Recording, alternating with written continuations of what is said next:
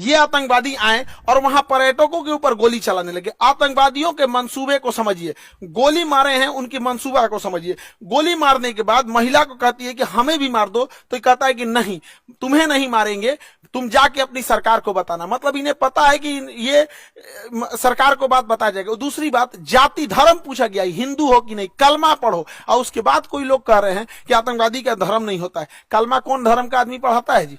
हाँ, इतनों में आंख नहीं खुल रहा है यहाँ पे। एकदम शर्म लिहाज घोल के पी गए हैं, किसी के सामने निहत्थे को मार दिए हैं।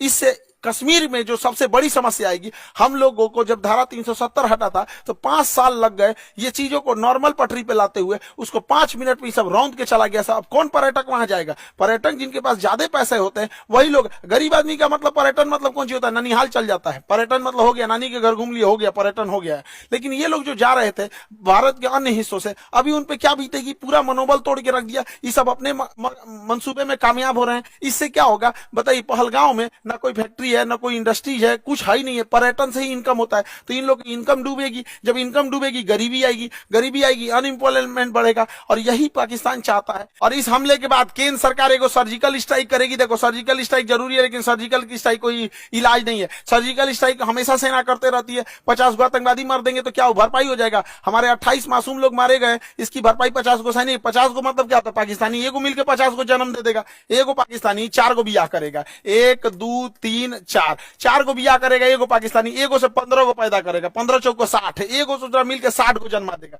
जन्म लेने में क्या जाता है?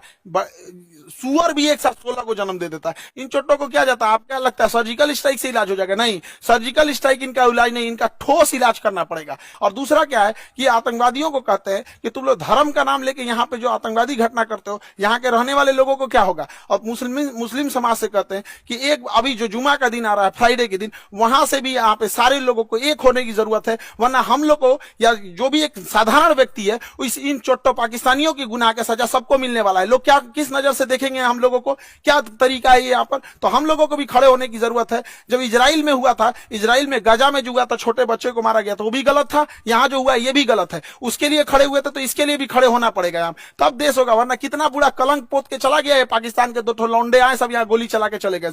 बनी बनाई इज्जत मिट्टी में मिल जाती है। एक अब्दुल कलाम होता है, एक वीर अब्दुल हमीद होता है, और यहाँ डेली 2-4 को निकल के इस तरह कश्मीर में घटना करेंगे। सब किस नजर से देखा जाएगा? हम लोग का रेपुटेशन कहां जाएगा? इसलिए एक सामूहिक जिम्मेदारी बनती है कि इसे कंडेम किया जाए, इसकी घोर निंदा किया जाए यहाँ चीजों को सामूहिक तौर पर। और पूरे भारत के लोगों से कहते हैं, चाहे हम तो अपने शिक्षा जगत में है, तो हम तो अपने शिक्षा जगत से हर एक टीचर से भी ये उम्मीद करते हैं, उनसे भी आह्वान करते हैं कि अपनी सरकार पर इस बात का दबाव बनाया जाए।